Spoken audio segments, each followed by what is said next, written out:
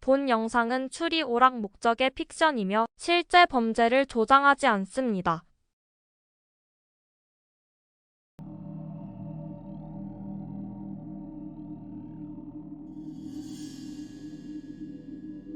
작은 마을의 외곽, 오래된 교회, 세월에 깎인 종탑 아래 한 노인의 시신이 발견됐습니다. 누구도 다가서지 않았고 아무도 묻지 않았죠. 죽음은 조용했고 현장은 이상할 만큼 깨끗했습니다. 그 공간에 남아있던 건 시간의 흔적이 아니라 누군가 정리한 듯한 침묵이었습니다. 사고로 시작된 이 사건은 사고로 끝날 수 없는 무엇을 품고 있었습니다. 현장을 확인한 결과 저는 4명의 인물을 이용해 선상에 올렸습니다.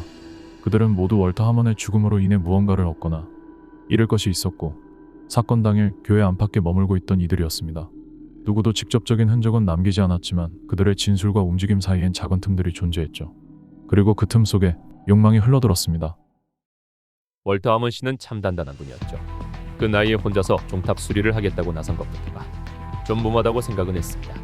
하지만 고집이 워낙 세시니까 말릴 수도 없었죠. 저희 재개발건으로도 수없이 마주쳤지만 단 한 번도 타협하는 법이 없었습니다. 땅은 팔 수 없다. 이 교회는 남겨야 한다. 그분 말은 틀린 게 아니었어요. 다만 지금처럼 마을이 침체되어가는 상황에서 좀 더 현실을 볼 필요도 있었죠.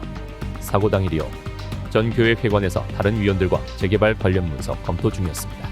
월터 씨가 종탑에 올라간다는 얘기는 들었지만 설마 그게 마지막이 될 줄은 아무도 몰랐죠. 뒤늦게 소식을 듣고 달려갔을 때는 이미 늦었더군요. 현장은 정리된 상태였고 글쎄요. 일부 사람들은 그게 자연스럽다고 했지만 저는 뭔가 석연찮았어요. 하지만 확실한 건 없습니다. 그저 안타까운 사고였을 뿐이죠. 정확히 기억납니다. 그날 저는 교회 안쪽 서고에 있었습니다. 예전 문서들 정리도 할 겸 개발 예산 관련 자료도 좀 찾아보려고요. 사실 교회 문서에 접근하는 사람은 많지 않거든요. 조용하게 혼자 일하기엔 좋은 공간이죠. 월터 하먼 씨는요. 정말 뭐랄까 믿음이 강하신 분이었습니다. 그 믿음 때문에 오히려 불편함을 느꼈던 사람도 많았고요. 이 마을이 발전하는 걸 막는다는 목소리도 있었죠. 하지만 저는 중립을 지키려 했습니다. 회계라는 자리는 감정 섞으면 안 되니까요. 종탑에서 떨어졌다는 얘기는 나중에 들었습니다. 그날 제가 있었던 곳에선 박소리가 잘 안 들리거든요. 교회 구조가 이상하게 울리기도 하고요. 그래서인지 무슨 일이 있었는지도 몰랐고요. 다만 누군가가 그분의 죽음을 계기로 무언가를 시작하려 한다면 그건 분명 계산된 움직임일 겁니다. 월터 씨는 저에게 교회 그 자체 같은 분이었어요. 이 건물 하나 지키겠다고 얼마나 싸우셨는지. 솔직히 말하면 저는 그분이 조금 무리하고 계신다고 생각했어요. 종탑 수리도 전문가를 부르자고 몇 번이나 말씀드렸는데 결국 혼자서 하겠다고 나서시더라고요. 그날 아침 저는 예배당 청소를 하고 있었어요.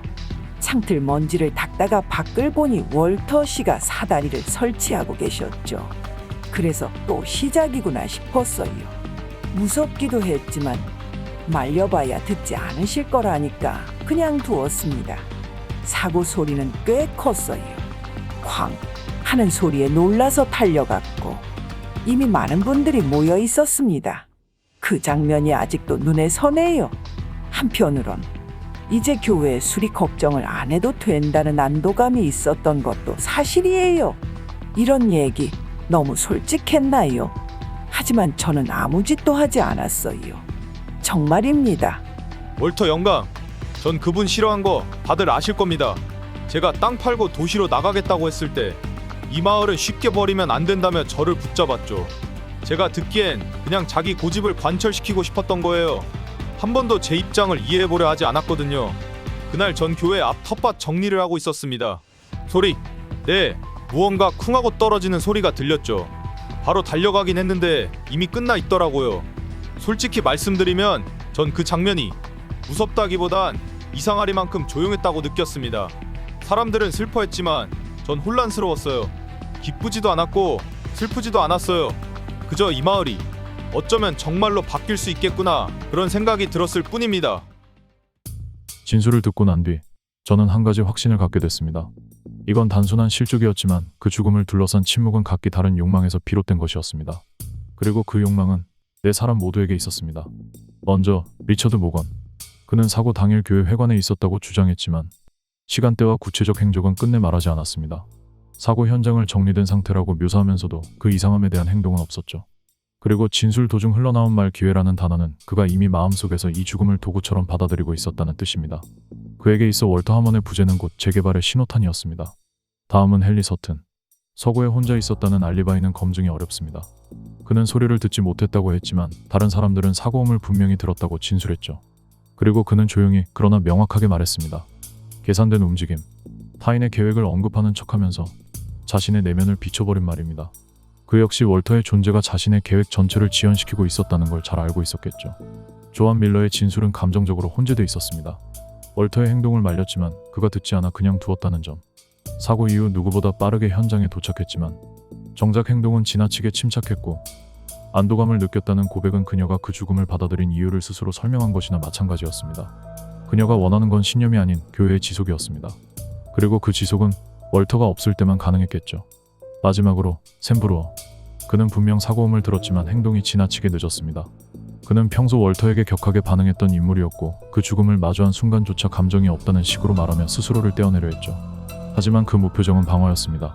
마을을 떠나고 싶었던 그에게 월터는 이 마을에 묶어두는 족쇄였고 그 족쇄가 사라졌다는 사실을 부정할 수 없었을 겁니다. 네 사람 모두 직접 손을 대진 않았을지 몰라도 그 죽음을 필요로 했고 그 침묵을 받아들였습니다. 사건을 결정적으로 이끈 건 세 가지 단서였습니다. 첫 번째는 교회 종탑 난간에 남겨진 미세한 닦인 흔적. 먼지는 오랜 시간 쌓여 있었고 유독 한 구역만 깨끗하게 닦여 있었습니다. 그 위치는 월터 하먼이 추락한 지점과 정확히 겹쳤죠.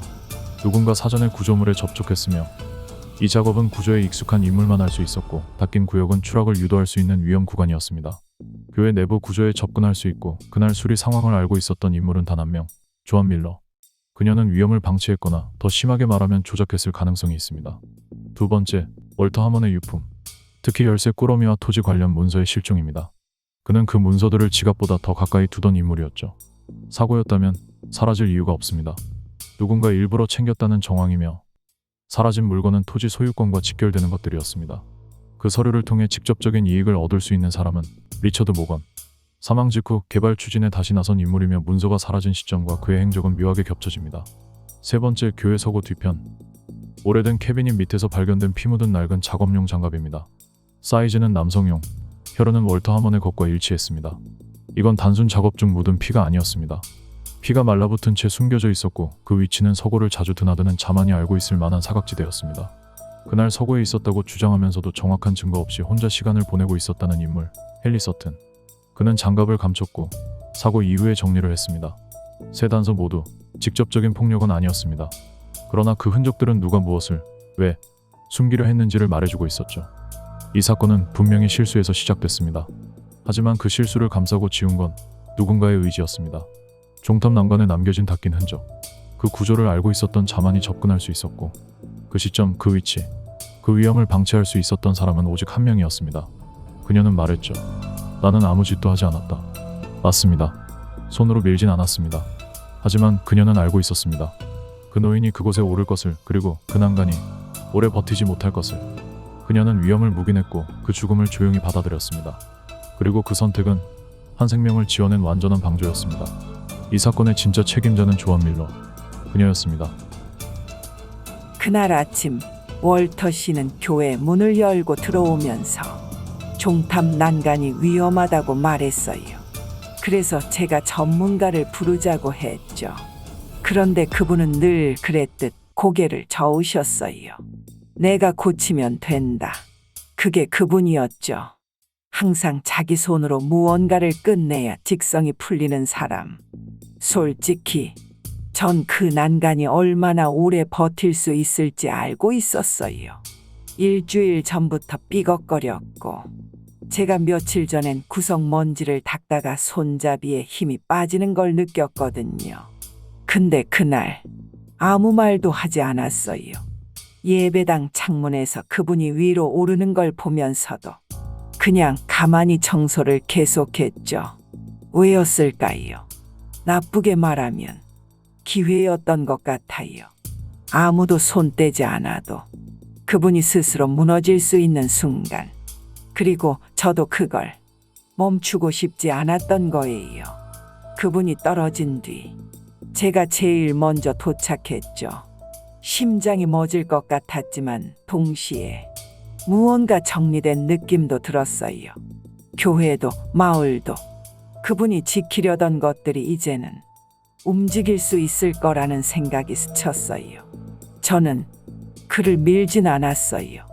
하지만 그 위험을 알고 있었고 그럼에도 모른 척했습니다. 그건 제가 분명히 선택한 일이었어요.